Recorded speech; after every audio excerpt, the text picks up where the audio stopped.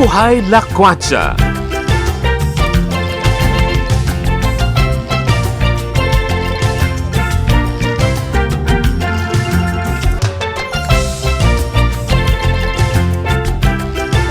Partner A. Yes, good Oo. morning, Partner A. Magandang umaga sa'yo. Yes, Nandito tayo sa bayan ng Angono. Oo, dito ba tayo maglalakwatsa? Dito tayo maglalakwatsa. Oo, bakit anong meron sa Angono? At dito mo ako binitbit. Kasi ipapakita natin sa mga listeners, televiewers, ang ganda ng sining ng bayan ng Angono. Ang Angono ay tinawag na Arts Capital Arts of the Capital of Philippines. the Philippines dahil merong itong dalawang National artist, na pinagmamalaki ng bayan ng Angono.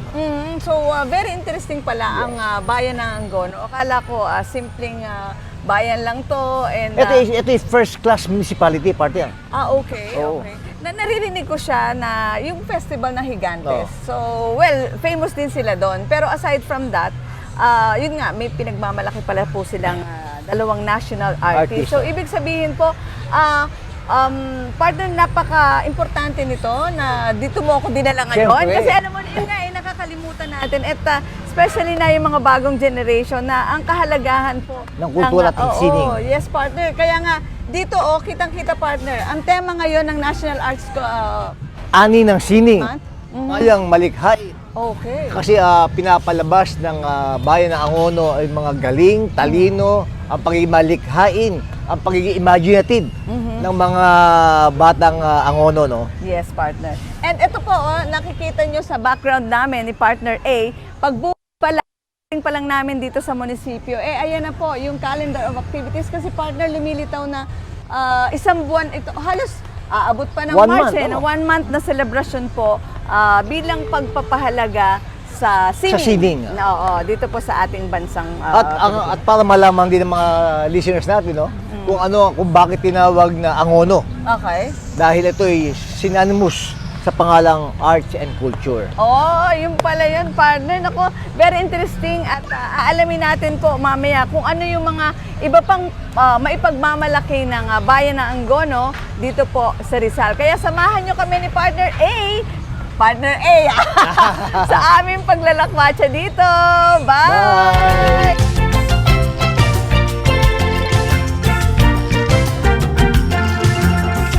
Partner A. Oo, naglalakwatsa na tayo Yes, ngayon. alam mo kung Sa nasan loob tayo? ng Angono. No, Oo. alam mo kung saan lugar tayo? Saang lugar sa Angono tayo naroon? Aurora Street. Sa Doña Aurora. Angono.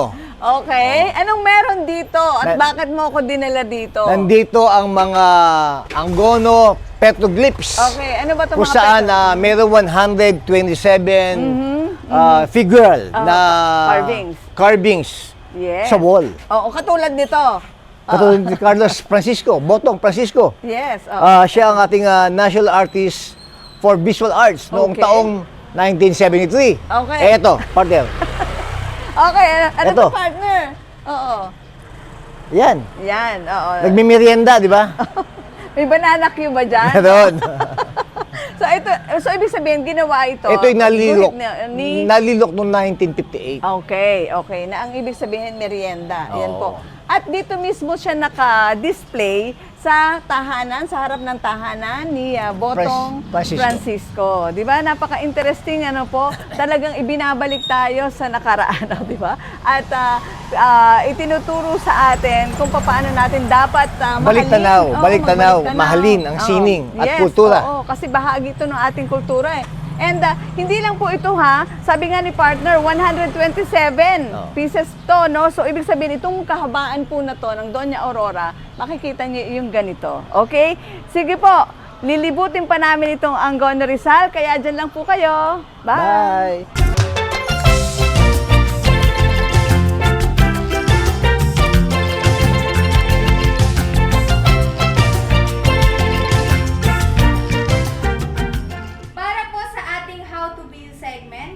Kung ipipinta po ang laman ng puso nyo, ano ito? Partner A, mauna ka. Partner! Ang daya! Ladies first. Kung ano well,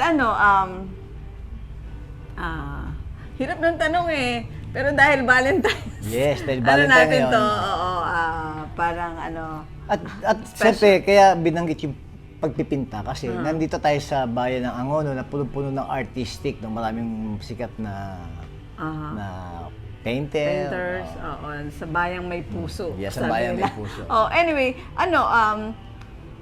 yung parang garden, pero more on flowers, na more on white. Oo. Bakit? Kasi white kasi 'di ba means yung peace, yung associated siya dun sa kapayapaan. And then garden kasi maraming factors na na 'di ba sa gardens maraming daman yun, bulaklak, may halaman ganyan, tapos iba-ibang mga so makulay, na masaya, festive and yun yung ganun ko ipipinta ang laman ng puso ko sa mga panahon na to, partner. Galing. Yeah. Para sa akin? Oo. Para sa akin, kung Yes, ako, pa. kung ipipinta ko laman ng aking puso, ang gusto ko Honest answer. Honest answer. Gusto ko Yes, ay partner. nagpapasto lang tupa. Okay. Dahil gusto kong maging ehemplo Okay. ng kabutihan at paglilingkod sa mga tao. No? Kasi alam natin, ang pagpapasto ng tupa ay isang biblical historian, di ba? Yes. Na kung saan ayon sa Biblia ay yung tupa ay nagsisimbolo ng tawag dito Humble. pagiging humility, pagiging humble. So yun ang gusto kong ipenta sa aking puso, pagiging humble. Pagiging humble. Tapos yung sumusunod lang dun sa shepherd niya na gumagawa ng mabuti. Wow, galing partner Oo, At di ba? syempre, partner, dahil nakita mo yung pinkish ng aking kutis. Yan yung epekto ng sabon. Oo, itong Love Soap, Love partner. Soap, partner, Grabe, oo. matutuwa niya ng Hardstone Syempre. Enterprises Incorporated. Oo. At hindi lang yan. Oo, partner. Habang nagpipinkish yung kanina uminom ako Ng Zons Cafe. Zons Cafe. Oo, na talaga naman hindi po kami dadaanan ng antok. Yes. Sa halip ay palaging nananatili yung good vibes. Yes. Oo, kasi po ang Zons Cafe, ang dulot niya sa atin ay good vibes. Yes. 'Di ba, partner? Partner, tama ka. Oo. So yan po, yan ang ilan sa mga sikreto namin sa mga panahon na to. Pero ngayon, hindi na sikreto dahil binulgar na namin dahil alang-alang sa celebration, pakikiisa natin sa celebration ng Arts Love and Sining. Month. Love diba? Month. At saka Love ng Month at sining Arts and na Sining. Oo, yan. O, di ba po? So, sana po na-inspire kayo at na-encourage sa aming senior sa inyo ngayong umaga.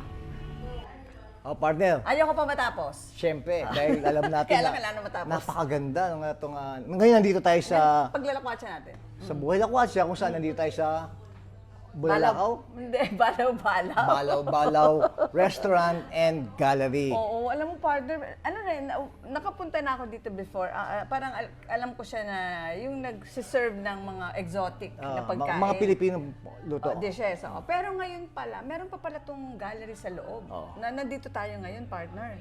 Oo, no? So, yung gallery, dito pinapakita yung pagiging malikhain ng mga taga-Angono, no? Okay. At talagang sa pinakita ng mga arts Wood na yan, carvings art, wood oo. carving na yan, pinakita nila yung galing, pagiging imaginative ng mga Angono, talaga naman kaya naging tinawag na capital, arts capital ng Of the Philippines. Philippines. So, Oo, partner. And then, yun nga po. So, ibig sabihin, ito palang Balaw-Balaw Restaurant. Hindi lang sikat sa masarap na exotic Pagkain, food, kundi pati na rin po sa great art. Kung saan, ito nga, nililibot po namin. Kaya lang, partner, bitin ako. Bakit? Pero kailangan na natin tapusin ang ating Oo. paglalakwatsa. Pero, ang dami nating na-discover dito marami sa tayo, Angono. marami. No? Kahit ako namangha ako eh. Okay.